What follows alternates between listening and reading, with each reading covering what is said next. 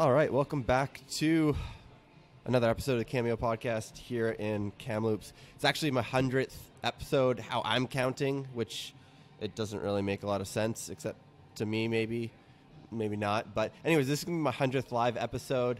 I'm pretty proud of it. And it's also my first episode being recorded at Mustache Go, since I've been hostily kicked out of Redbeard because, you can't get coffee there anymore. You have to go next door to their very beautiful and pleasant and gorgeous location right next door. With on the walls, you have Clement Yam painting all these local, I think they're grouses and marmots and a bunch of stuff. But anyways, who I have today for the 100th episode, Tyler Carpentier. He's got a lot of swag on with this really iconic K for KamCon. He's one of the creators, I believe, of it, which is Kamloops tabletop gaming community, which, obviously comes with a lot of other nerd communities. Just a place to gather, and I thought we could chat because I understand the role play, the online, how the online's changing the industry into a board game industry again. And so, absolutely. What games are you typically playing? Well, at KamCon, it started first with Dungeons and Dragons, which is a classic. Yeah, absolutely. And I'm actually fairly new to Dungeons and Dragons. Like Stranger Things new, or like a bit older than that? I've never actually watched Stranger Things. Really? But in about that sort of time frame, though. Oh, interesting. Yeah, within the last, 4 years. See, I remember distinctly in 4th or 5th grade, huddled around a Dungeons and Dragons book with my friends, looking at the characters and drawing them, and starting to plan out our set. Yeah. But we never got that far. Yeah. With for me, my first taste of role-playing games was, I was in grade 8, I think. And this one friend of mine really wanted to play Rifts. What was it? Rifts. Rifts. Yeah. Which is, it is nerdier than Dungeons and Dragons. Oh, really? I would suggest. I've affectionately since then called it laser taxes, because it's a dystopic future, post-apocalyptic world, and there are lasers and fusion and all sorts of stuff like that. You can also tone it down to just include Catan in the board game. Oh, yeah, absolutely. Which I have Catan. My wife plays Catan. My family plays Catan. My family's been playing Carcassonne for a decade. Yeah. That's an amazing game, too. It's an amazing game. I don't know how many hundreds of dollars of Carcassonne my family owns. Yeah. And do we know how to understand it all? I have no idea either. Well, and games like that are really fascinating when you get into there's so many different types of strategies you can have. And you can have two people playing, a game like Carcassonne with wildly different strategies in how they're approaching the game. And they're both just as likely to win. Yeah. Yeah. It's very interesting how tabletop gaming, right, really might help someone understand how video games can help you create your creative side. Yeah, because you're within a framework of someone else's creative side that you have to figure out your way to win. Yeah. Right? So it's like a physical manifestation of an idea. Here's my pieces. Let's put that together, the puzzle. Yeah. What games are you trying to expand into, or what do you have on the horizon for KamCon? What do you want to chat about? Well, for KamCon, we've got a lot of expansion this year. Last year was our first year ever doing it, and we more or less knew what we wanted to do, but it was sort of finding our way through the dark a bit, because it was our first time ever doing that sort of event. First year was at TRU? Correct. Second year was? At TRU will be again this year. Oh, it hasn't gone on yet? Right. Yeah, that will be November 2nd and 3rd. Oh, for some reason I thought I missed it. Okay, so it's still coming up. Yeah, November 2nd and 3rd. So, so we've got a lot of the themes that were really successful last year. Our board game library, we've got a lot of people coming forward wanting to help us with that. So we're going to have I would not be surprised if we had a library larger than 200 different board games. For just that weekend? For people to come and, just check out a game and play it and try something new. Because some of these board games can get expensive. You can be looking at $80 or $100 for some of these games. Mm-hmm. So it's a really great opportunity to come out and just try something and see if you like it. And there's going to be people there that are familiar with the games that can walk you through how to play it. So that's definitely going to be back, and that's going to be expanded a bit. Our role-playing game sessions, we've got a huge variety. I think we've got 30 or 40 different game tables happening, and at each of those tables there's up to 8 people or 7-8 people. So that's going to be great. We've got anything from Dungeons and Dragons to there's. Have you ever played Killer Bunnies? Killer Bunnies. The card game Killer Bunnies? No, I haven't.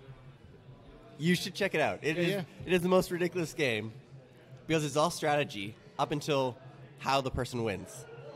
Right? Right? Okay. So it's like 99% you're like scheming, you're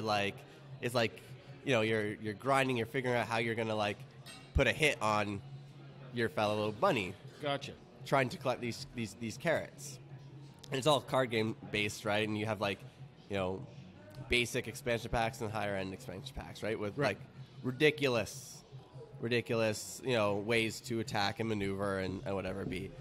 And in the end, once you try and win these carrots, in the end, it's just a luck of the draw of which carrot gets drawn. Right? So you spend the whole game like hating your friend with these like fictitious little bunnies that are cute, cuddly, but deadly. And then in the end, it's just like, you win. You should check it out. Great. It's a good game, but like to get to that level, my friend's family was probably $250 deep into this card game. It's a lot of money. That is right for something that you don't even know if you like. Right, their starting pack is probably. I've seen it. It's down. It's available in town. Right. It's probably around $40 to $60 is my guess. Right. But it's fun. Yeah. It's addicting. With so many of those games, and there's so many of those card games. Exploding Kittens is one that I've really enjoyed, and that's a lot of fun. And one of my friends refuses to play with me anymore. I think what's fun about card games is they're cheap to produce. Yeah. Right. So it really is just how quickly can you manifest your idea and get people around to play. Right. Like in theory, I could come up with a card game today, and if I made it, who knows, right? But I'm not that crazy yet. So Tyler, what inspired KamCon? What really got that going? How did that? Because that's a big undertaking. That's really no small feat. Yeah. So what first inspired it was a group of friends around a table playing Dungeons and Dragons, going, you know what? There's a lot of people out there that are like us that enjoy playing this game but never get beyond this table. And we kind of had a vision of building an annual event that people could come to and just celebrate their geekdom, just be geeks for a weekend and really kind of fly that flag. We first started with looking at a few different conventions. We went down to Vancouver and checked out the Terminal City Tabletop Convention, which has been going for a number of years at the Croatian Cultural Center, and they've got a really good thing going there. And when we were down there, we thought, you know what, it would have to be scaled back a little bit from this, but this is something that we can do. And we started to really, in earnest, work on it. And it was close to a year or so project with a few people. We wanted to not let it get too big. We didn't want to, let it get. We didn't want to. You want to keep it successful. Yeah, and we wanted it to kind of really get that the sort of the intimacy of gaming, because there's when you've got people around a table. whether it's board games or D&D or all sorts of different types of games that are out there, it's a different experience than sitting down and watching a movie. Yes. It's not. I don't want to try to suggest that it's better than or anything like that, but it's certainly unique, and Yes. there's a fair amount of humanity to it, and people experience things that they never thought that they were going to experience. It's really, really quite interesting, and to give people a place that they could come to and really celebrate that, it was our big priority. Because we know that the market is there. We know that there's enough people to buy those games and to feed into that culture. Because in Kamloops, we've got 2, arguably 3, arguably 4 stores that really support that sort of stuff. So that the market is definitely there. It's just that there wasn't that outlet for it. So that's what we really wanted to provide. Nice. Yeah, it's something that like it stares at me. I stare at my TV and like underneath it I can see Catan, and I bought the expansion pack, and then my dog when she was a puppy ate the box of the expansion pack, but like it all fits into this, the one box. And on top of it I picked up Quelf. Okay. It's just like this ridiculous kind of Candyland-esque game where I've only played it once, but it resulted in me having to run out of my friend's house and knock on the neighbor's door and ask for an egg, or I would be disqualified. So, like just the level of the ridiculousness of like some of these games, I don't know, it brings you back to a sense of childhood where like, I don't know, there's still that wonder about it all, right? Like it's not so like, pay taxes and die. Yeah, exactly. But Tyler, beyond gaming, who's Tyler Carpenter? What's something people maybe misunderstand about you that you want to share? Oh God, I've got my literally and figuratively my KamCon hat on right now, but I wear many hats. I'm involved politically. I'm involved in town in some social work. I'm involved in sports in town. I play hockey and softball and hardball. There's a men's hardball league that's been running for a few years that is starting to really sort of get some legs, which, for myself, I in high school I grew up and primary school I grew up playing baseball. And after high school, I thought, well, there's no more baseball left, so I guess I'm done playing baseball forever. Yeah. And a few years ago, found out about a men's league that was starting up, and being able to play actual baseball, play at Norbrook Stadium again under the lights is amazing. I absolutely love playing sports. Yeah, I think you really started popping up on my radar because you were trying to figure out how to live stream a baseball game. And I was this is a fun thought experiment. I like this. Absolutely. Well, and we wanted to do that because not everybody can make all of the games. Some of our guys, they work out of town. Yeah. And so but they still want to see what's going on. They want to see what their team is doing. They want to see what the other teams are doing. And, we really found a way to, and it's pretty evident when you watch it, that it's a very low cost sort of production. But we found a way to be able to at least get it online and to let people watch it. And, we get maybe a dozen people watching a game, but that's a dozen people that are interested in it, that are able to see it after. Anyways. Hey, that's what battle rap and a lot of creative stuff, podcasting, right? Like it's not always about the views, right? You got Instagram, who's actually going to be testing hiding the like counts and view counts in Canada only starting this week. So like anyone who finds validation in that is going to be rocked, right? So it's going to be very, very interesting. You can see Facebook even on news articles now having like, there's the like react comment, but there's also like the how informative was this? So they're bringing like the upvote of Reddit over and overlaying it. So it's very concerning of the high levels of engagement they're going to, when maybe we should scale it back and get back to meeting in person, putting a board game between us and having at it, right? And letting bunnies talk it out with fake nuclear weapons. And I never got that, like the whole like, why don't world leaders just play chess? Because I grew up learning chess from my mom, right? Right. And so I don't know. I did chess competitions a lot in like nerd school, so Yeah. my buddy Greg always trounced me though. But that's what happens when you're in class with like this kid. He was the 5th best in the world for his under 18 or something. That's astounding. Yeah, I was in a really weird nerd school. Does that make sense? Yeah, I get it. With God, to be the 5th best in the world at anything.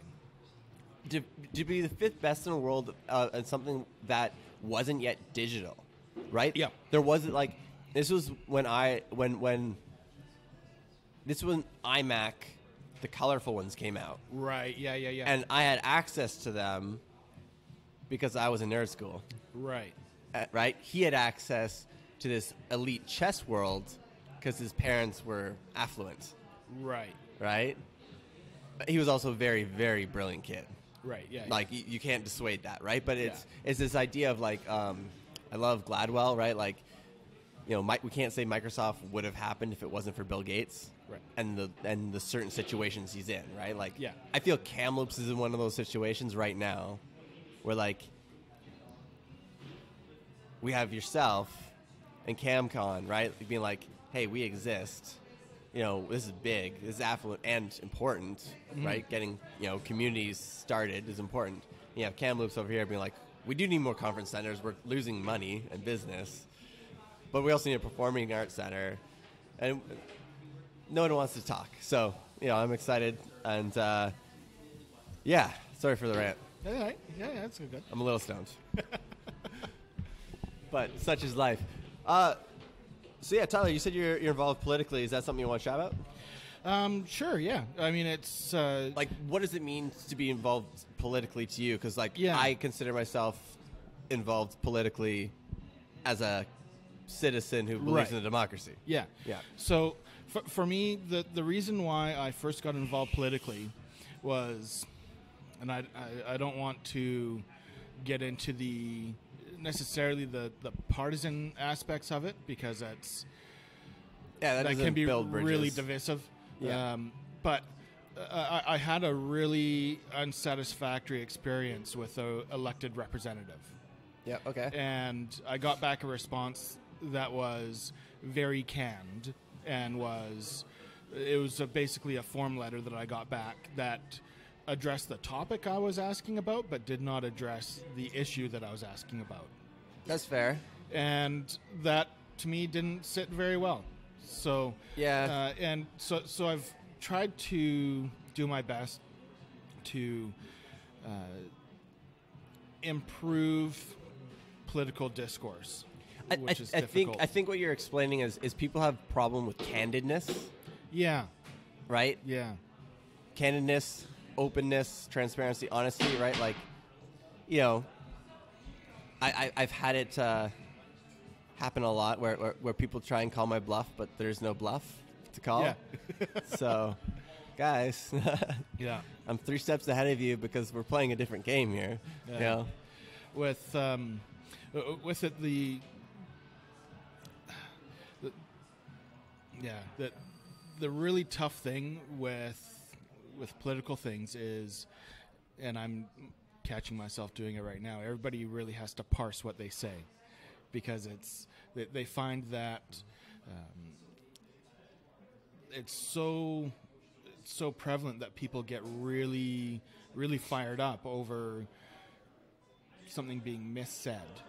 Totally. And someone can, and I work in sales. That's my bread and butter. That's where I pay my bills, and it's the same there, where how you say something really affects the message that's received. Yeah, that's the integrity and stuff. And I think with politics, right, like to build on like the idea of transparency, right, that's where live streaming and actually engaging with the audience, not on the live stream, not in person, right, makes for a very interesting, more open and honest way. People are unfortunately a little bit meaner that way. They can be, yeah. But you can't also hide your reactions to it all, right? Yeah. And you still get to parse your words the same. Yeah. But, it's terrifying to people because they're not used to that level of, in touchness, right? In that regards, technology is amazing. Yeah. Right? 5G is it's terrifying and exciting at the same time, right? Because you could play tabletop games with someone in Japan. Yeah. Right? Like, in real time, like that, like what? It's almost like time, transportation of sorts, like time travel, not travel, but like, teleporting. There we go. But, oh man, it's such an exciting time. And people seem to think it's just like, they don't understand like this crazy learning curve of creativity and innovation that's going to happen in this next decade. Yeah, well, and it's we kind of see that coming a little bit. A lot of these things kind of come and go in cycles. There is definitely a rise in people wanting to be creative and people wanting to really sort of flex that muscle that they maybe haven't in a long time. Yeah, and that's I think a part also why we're seeing things like D&D come back to mainstream. Or, totally. Even arguably not necessarily come back to mainstream, but make its arrival in mainstream. There's a fair argument that it's always been sort of othered in society. Yeah. See, that's what I'm questioning right now with Netflix. Like, we're all paying like $12 a month to Netflix, and they push Stranger Things as the phenomenon on us. Yeah. Now, right? Like, you had, this 13 Reasons Why, right? There was an influx of, suicide after that movie, right? Like, are we paying Netflix to almost virtue signal, right? Like, can we go that far with like D&D tabletop games, right? Like, right now we have bonding, like, so they're pushing this weird like bonding. It's like, okay, are we paying you guys to now tell us? I don't know. Like, maybe I'm overthinking it now, but it's very interesting to me. Just more thought experiments. Sorry for the rabbit hole. With, I mean, for D&D getting into the mainstream, and I keep referencing D&D because it's the game that everybody recognizes. It's the brand for role-playing games.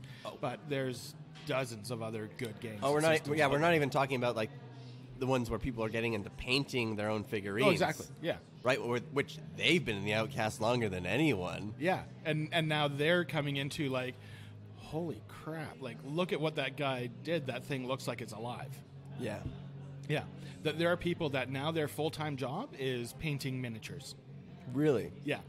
That's so insane, and the collectible aspect of it, right? The nostalgia, like Magic the Gathering, like a Black Lotus is worth like 10 G's. Like, what? Yeah. You can't even play the Black Lotus in games now. It's banned from conventional rules, but it's still worth 10 G's. Yeah. Like, they've created their own currency. Like, it's just like, oh my gosh. I love it. It's just like, I wish I like understood it more to like actually like invest time to like play that angle, because it's like the stocks right now. Right. Which, I love Moneyball. That's a great movie. It is. Yeah. Well, is anything else you want to just share there, Tyler? Or? Well, with, I guess, sharing how to contact myself and our team, we've got a kind of an organizing board of 8 people that are planning this year's event. So you can reach us at kamloopsconvention.ca on Facebook or Twitter or Instagram. Find us looking for KamCon. That's I never really thought of that. Like, I thought you just go for kamcon.ca, but kamloopsconvention.ca, like, you have the whole Kamloops Convention brand now. That's sweet. Exactly. Yeah. Nice because power move. We want to. That's big dick we want to energy. be able to expand. I mean, and this year we're seeing some of that. We're getting into.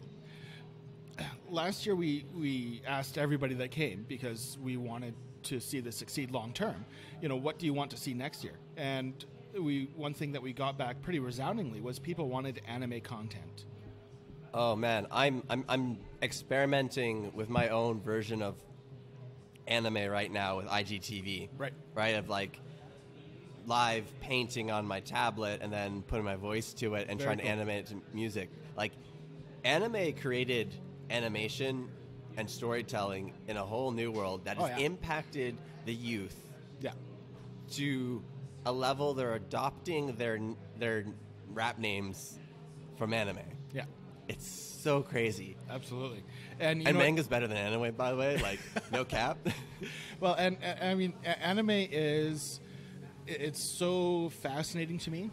I've never really in depth, like I've never been a hardcore anime fan, but I've really appreciated it. Yeah. You know, in high school I was watching Dragon Ball Z all the time, and it was amazing.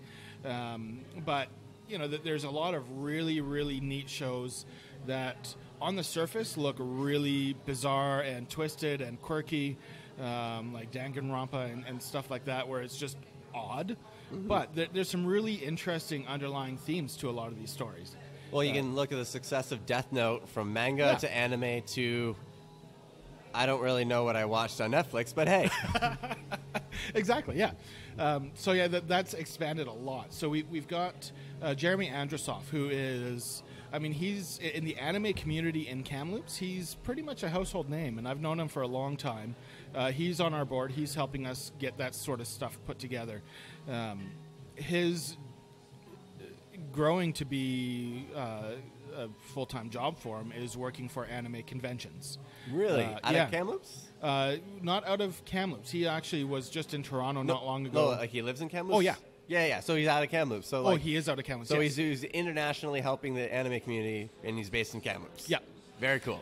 He spent a lot of time working for Anime Revolution down in Vancouver, and he was just in Toronto for a big convention out there. And so this is his thing now. Yeah. And he's, you know, I mean, he's got voice actors on his phone that he can just call up. I mean, I would love to do some voice acting. Oh, right? Cool. That would be so cool. And my brother wants to do some voice acting as well. So we've talked to Jeremy about advice because he knows those people. And I mean, there's good schools for it down in Vancouver, and down in Vancouver as well. There's some voice acting work down there, so that seems to be the closest place to go. Or you can be like me and just make it and put it on Instagram, because you never know. You never know. Kids, exactly. Like, these kids literally take their animes and they remix them to their favorite rapper, and they release it. There's this huge cesspool of content, of amazing content made like by 12-year-olds. Wow. Like, that would rival anything the professionals that are getting paid big bucks. I can see that. It's insane. Oh man, I'm so excited for like the future. Technology is so rad. It is. It really is. Yeah. Awesome. Well, Tyler, thanks for chatting with me. I appreciate it. Yeah, I appreciate this. This was a good good chat. And thank you for listening in. If you're new, consider subscribing. Like I said, this is my 100th episode, as per the way I'm counting. I'm getting back on the bandwagon, trying to build, positive vibes, make positivity louder, build the community, and keep putting interesting content where I meet people in person, because, I'm a troll, and, I will actually meet people in person and say stuff to their face. I sorry to interrupt you, but I do want to give one other shout-out that I just about forgot. We are also doing charity silent auction at KamCon. We did it last year. We're doing it again this year. I don't know if you're familiar with, but everybody should be the Away Home group in town. That's youth homelessness? Correct. Yes. Yeah. So we're big supporters of theirs. So we do have a silent auction that we're running for KamCon. That's dope.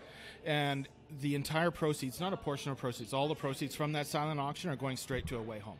Nice. We did that last year. We want to expand on that this year. Yeah, they're a fantastic charity. There's some really great low-key organizations here in town. Yeah. I love Hard's one of my favorite. Amy Giddens just going around giving people sandwiches.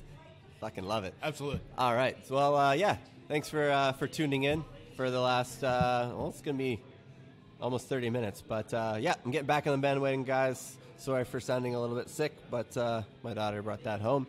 And, cheers. Bye.